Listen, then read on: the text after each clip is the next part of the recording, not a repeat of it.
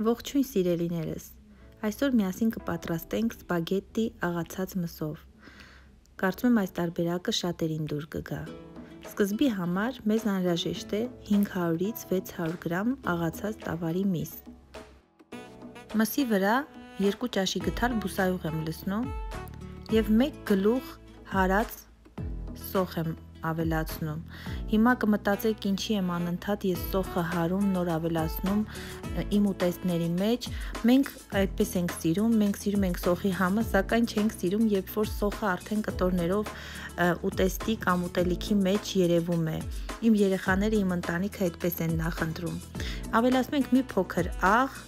ըստ համի և թողնում ենք, որ այն տապակվի, ահա տեսեք ինչպիսի տեսք է ստանում 5-ից 6 րոպե հետո.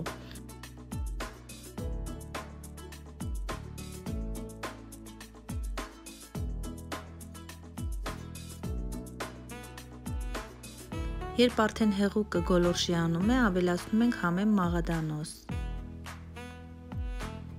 մի փոքր էլ այսպես ենք խառնում, որպեսզի համերը միաձուլվեն և ավելացնում ենք իմ ամենասիրելի սոուսներից մեկը, որի մեջ արդեն կա սխտոր, տարբեր համեմունքներ, դուք կարող եք տոմատի մածուկ ավելացնել, ինչպես կցանկանաք կարող եք լեչո ավելացնել, այնուհետև ավելացնում եմ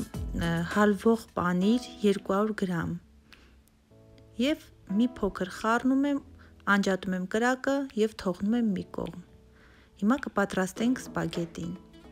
սպագետիի համար ջուրը եռացնում ենք, երբ արդեն ջուրը եռում է, աղ ենք մի փոքր ավելացնում և սպագետին լցնում ենք ջրի մեջ,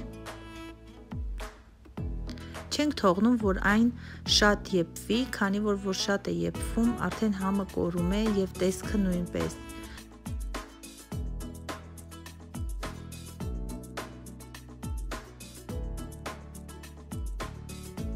Երեքից 4 ճաշի գթալ բուսայուղ կլցնեմ կաթսայի մեջ և սպագետին կտեղավորեմ կաթսայում. Արդեն մսային համեղությունը կավելացնենք սպագետիի վրա և վերջ, մեր սպագետին արդեն պատրաստ է, կարող ենք համտեսել, հուսով եմ բոլորիդ դուր կգա իմ տեսանյութը, եթե հավանում եք սեղմեք հավանելու կոճակը, եթե չեք բաժանորդագրվել իմ ալիքին, բաժանորդագրվեք, բոլորիդ սիրով սպասում եմ, ահա այսքանը.